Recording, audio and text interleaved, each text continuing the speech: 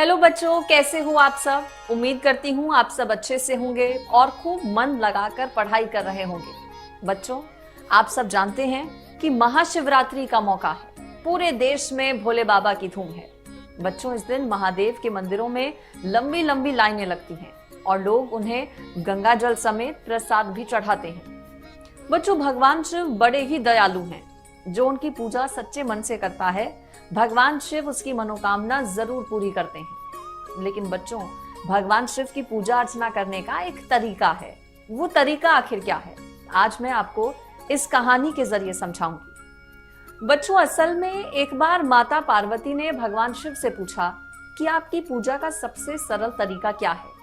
तब शिव जी ने माता पार्वती को शिवरात्रि व्रत की महिमा, व्रत और पूजा की आसान विधि बताई। उसके साथ ही उन्होंने महाशिवरात्रि व्रत की कथा भी सुनाई। बच्चों, आज मैं आपको भी वही कहानी सुनाऊंगी और इस कहानी के जरिए आपको महाशिवरात्रि के व्रत का महत्व भी पता चलेगा। इसके साथ ही आपको और भी बहुत कुछ सीखने को मिलेगा। आप इस कहानी को बड़े ही ध्यान से सुनना, आपको बड़ा मजा आएगा। एक गांव में एक शिकारी था। वो बहुत गरीब था और वो पशुओं का शिकार करके अपना घर परिवार चलाता था। उसी गांव में एक साहूकार भी रहता था। शिकारी ने गांव के साहूकार से कर्ज ले रखा था, लेकिन दिन रात मेहनत करने के बाद भी वो साहूकार का कर्ज नहीं चुका पा रहा था। तभी एक दिन गुस्से में आकर साहूकार ने उस शिकारी को शिव मठ में बंदी बना दिया। संयोग से उस दिन शिवरात्रि थी, लेकिन उस शिकारी को इस बात का पता नहीं था।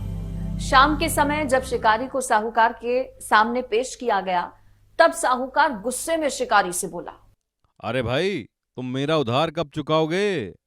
कितने दिन बीत गए हैं, लेकिन तुम तो मेरा उधार चुकाने का नाम ही नहीं ले रहे हो।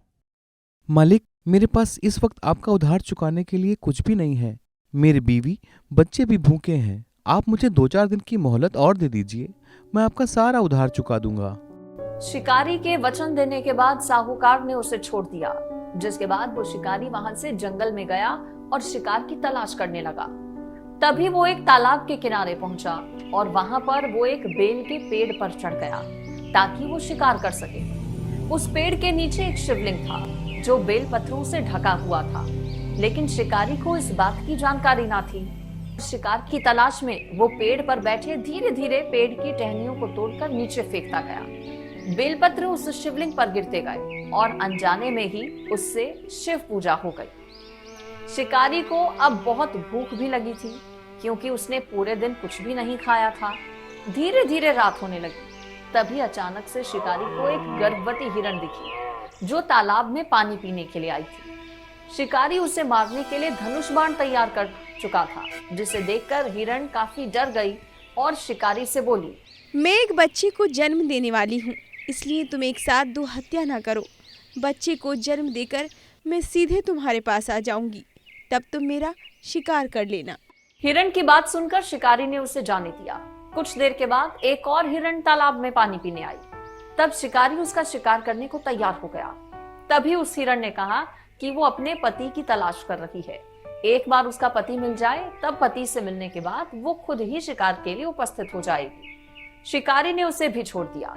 थोड़ी देर बाद देर रात एक और हिरण अपने बच्चों के साथ उस तालाब के पास आई। शिकारी एक साथ इतने सारे शिकार देखकर खुश हो गया और वो शिकार करने के लिए तैयार हो गया। तभी उस हिरण ने भी शिकारी से कहा कि वो अपने बच्चों के साथ इनके पिता की तलाश कर रही है। जैसे ही वो मिल जाएंगे तो वो खुद शिकार के लिए आ जाएगी। इस बार शिकारी उन्हें छोड़ना नहीं चाहता था, लेकिन जब उस हिरण ने शिकारी को उसके बच्चों का हवाला दिया तो उसने उसे जाने दिया। भूख से बेचैन शिकारी बेल वृक्ष पर बैठकर बेल पत्र तोड़कर नीचे फेंकते जा रहा था। धीरे धीरे सुबह होने लगी। तभी एक हिरण वहां आया। शिकारी जैसे ही उसे मारने के लिए तैयार हुआ, तभी हिरण बोला, शिकारी भैया, अगर तुमने इससे पहले 3 हिरण और उनके बच्चों को मारा है तो मुझे भी मार दो, क्योंकि उनके बिना जीने का कोई मतलब नहीं। अगर तुमने उन्हें छोड़ दिया है तो कुछ देर के लिए मुझे भी छोड़ दो। अपने परिवार से मिलकर मैं खुद ही तुम्हारे सामने आ जाऊंगा। शिकारी उसे छोड़ना तो नहीं चाहता था, लेकिन पूरी रात भूखे रहने और अनजाने में बेलपत्र से शिवलिंग की पूजा के प्रभाव से शिकारी दयालु हो गया और उसने उस हिरण को भी जाने दिया। शिकारी के मन में भक्ति की भावना प्रकट हो गई और वो अपने पुराने कर्मों को सोचकर पश्चाताप करने लगा। तभी उसने देखा कि हिरण का पूरा परिवार शिकार के लिए उसके पास आ गया। ये देखकर शिकारी का दिल और भी ज्यादा पिघल गया और पश्चाताप के मारे वो रोने लगा। शिकारी ने हिरण के परिवार को जीवन दान दे दिया और खुद हिंसा को छोड़कर दया के मार्ग पर चलने लगा। इस घटना के बाद शिव कृपा से वो शिकारी और हिरण के परिवार को मोक्ष की प्राप्ति हो गई।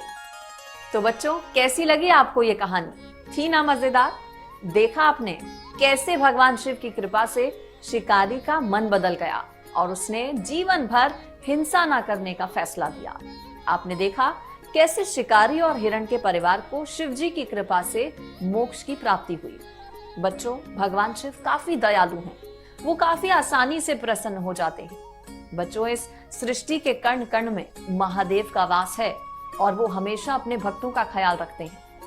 बच्चों, हमें हमेशा दूसरों की मदद करनी चाहिए, हिंसा नहीं करनी चाहिए और अपने दिल में इंसानियत की भावना हमेशा रखनी चाहिए। भगवान शिव के भक्तों के लिए यही सबसे बड़ी पूजा है। इसीलिए आप भी नेक दिल से हमेशा दूसरों की मदद करो।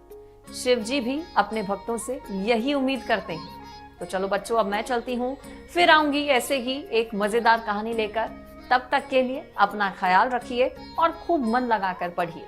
आप सबको एडवांस में महाशिवरात्रि की ढेरों शुभकामनाएं। बाय।